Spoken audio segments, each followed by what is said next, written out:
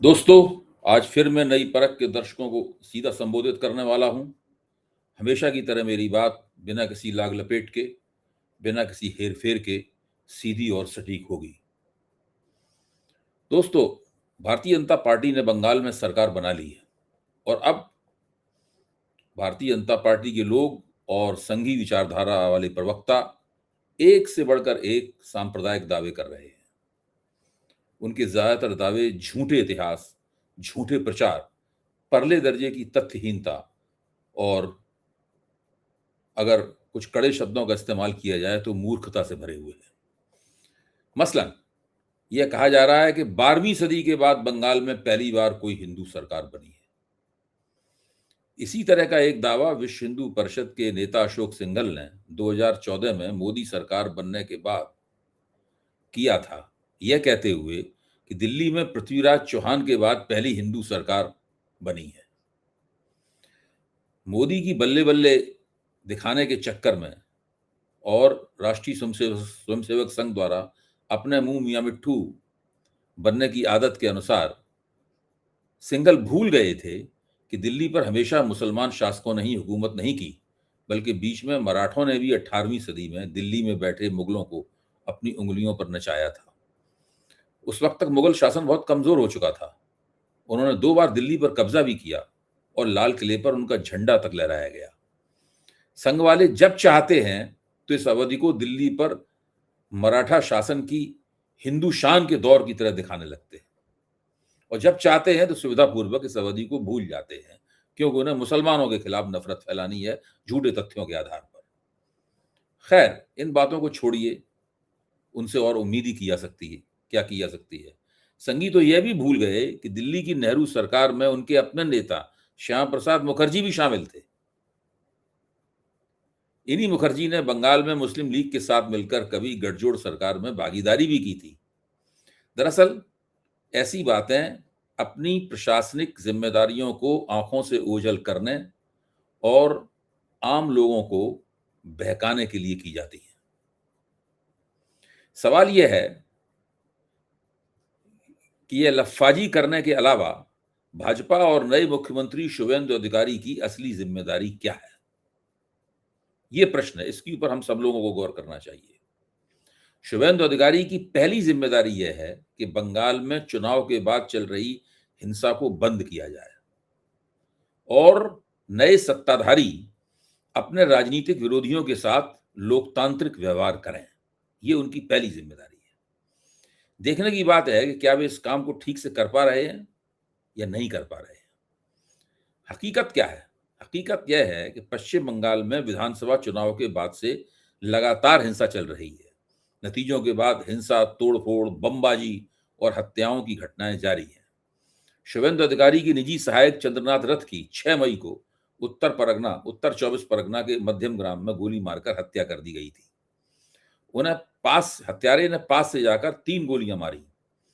Police ने 3 शूटरों को गिरफ्तार किया है और केस में उत्तर प्रदेश का एक कनेक्शन भी सामने आया है। यह देखा जाए तो बंगाल की पोस्ट पोल हिंसा के लिहाज से सबसे चर्चित घटना है, लेकिन अभी तक पुलिस यह नहीं बता पाई है कि उसने इस केस को सुलझा लिया है या सुलझाने से वो कितनी दूर है। 4-5 और भी लोग मारे गए हैं। टीएमसी कार्यकर्ता सहदेव बाग का शव हुगली में मिला है। कई जगहों पर देसी बमों का विस्फोट हुआ है। इन घटनाओं में पानीहाटी और हावड़ा के शिवपुर का नाम खास तौर से लिया जा रहा है। विपक्षी दलों की पार्टी दफ्तरों पर हमले चल रहे हैं, तोड़फोड़ हो रही है, आगजनी हो रही है। कार्यकर्ताओं और मुसलमानों की दुकानों और घरों पर भी हमले किए जा रहे हैं। इस तरह की 34 घटनाएं दर्ज हो चुकी हैं। ये तो पुलिस में दर्ज हुई घटनाएं हैं।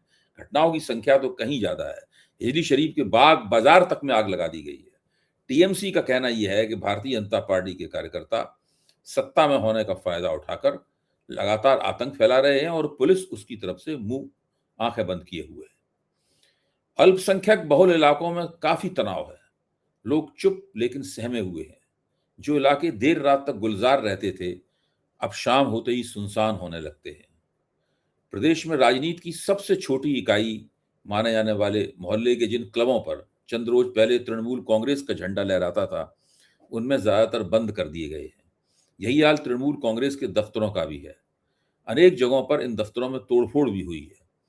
विधवा पेंशन और लक्ष्मी भंडार पाने वाली महिलाएं बहुत चिंतित हैं, क्योंकि हर महीने 3-4 तारीख तक उनके खाते में जमा होने वाला पैसा 10 तारीख हो गई है, अभी तक उनके खाते में नहीं आया। दोस्तों, बंगाल में लेफ्ट फ्रंट ने मार्क्सवादी कम्युनिस्ट पार्टी के नेतृत्व में करीब 34 साल तक हुकूमत की। उसके बाद 15 साल तक ममता बनर्जी की सरकार रही। वामपंथियों के जमाने से ही राज्य में एक क्लब कल्चर चला आ रहा है। हर मोहल्ले में आपको कई क्लब मिल जाएंगे, जहां राजनीतिक दलों के कार्यकर्ताओं की बैठकी लगती रही है।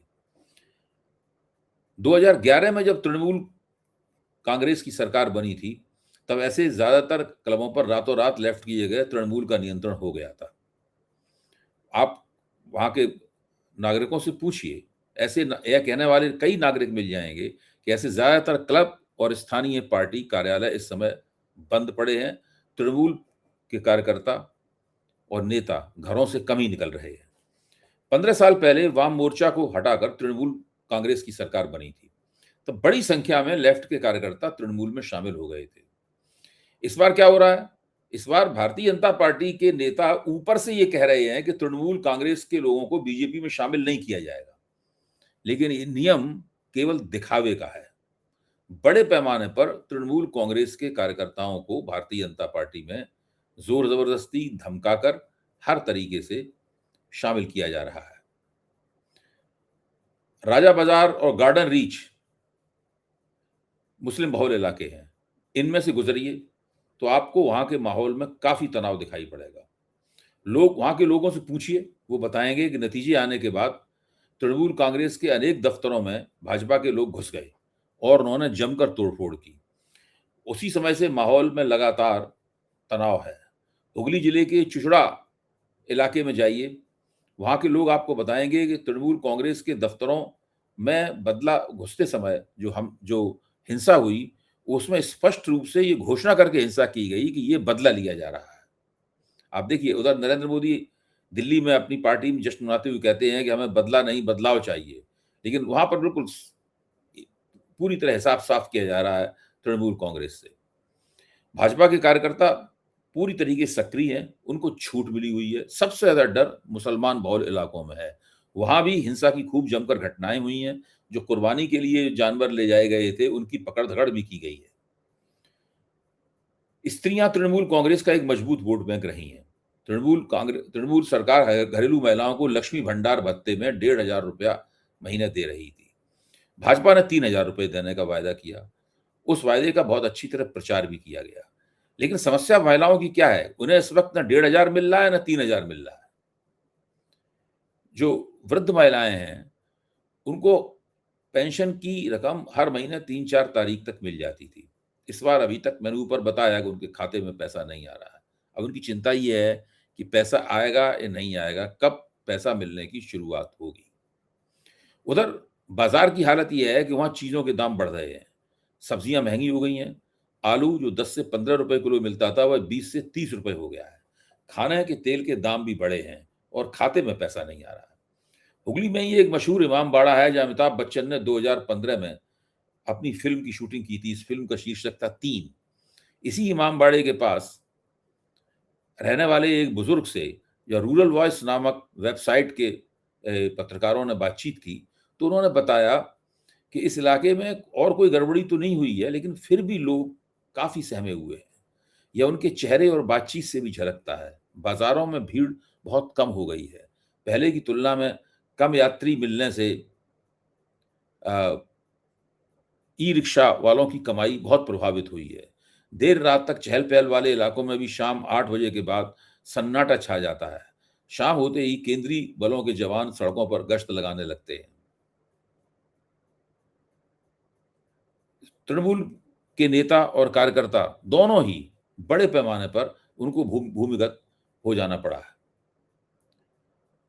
जो लोग ट्रेनों में चलते हैं, अगर आप उनसे बात करें तो वो बताएंगे कि किस तरह ट्रेनें भी सहमी हुई और चुपचाप लग रही हैं। हमेशा शोर शराबा करने वाली लोकल ट्रेनों में बड़ा गुमसुम सा माहौल है। लोग ऐसा लगता है कि जैसे किसी की मौत हो गई हो, लोग शोक में डूबे हुए हैं। तृणमूल के क्लब तो खाली हैं ही, मोहल्ले की चाय दुकानों पर बैठने वाले राजनीतिक कार्यकर्ता भी इस वक़्त बिल्कुल नज़र नहीं आ रहे हैं। यहाँ तक कि निहाटी के काली मंदिर में रोज़ाना पूजा के लिए लगने वाली कतार भी छोटी हो गई है। मंदिर की पूजा कमेटी में पहले तृणमूल कांग्रेस के लोग थे, अब पूजा समिति की बैठक बुलाई गई है और कहा जा रहा है कि अब इसके पदाधिकारी बदले जाएँगे, अब उनकी जगह भारतीय जनता पार्टी वालों को नियुक्त किया जा रहा है। उधर सरकार और कुछ कर पाई हो या ना कर पाई हो, उसने सड़कों के रंग बदलने का अभियान शुरू कर दिया है। कलकत्ता में सड़कों पर पहले नीला और सफ़ेद रंग होता था, जो तृणमूल कांग्रेस का पार्टी रंग भी है। अब उन रंगों को गेरुआ और सफ़ेद रंगों से पोता जा रहा है। बदलाव सिर्फ रंगों में ही नहीं हुआ है। वो नॉर्थ 24 परगना जिले के कांचनपाड़ा जहाँ रेलवे का भी एक बड़ा कारखाना में है। मैं लोगों ने बताया है कि वहाँ पर जिन-जिन इलाकों में साइकिल और bike stand Trinamool party Congress के कार्यकर्ताओं के द्वारा चलाए जाते थे, उन सबको हटाने के आदेश जारी कर दिए गए हैं। दोस्तों,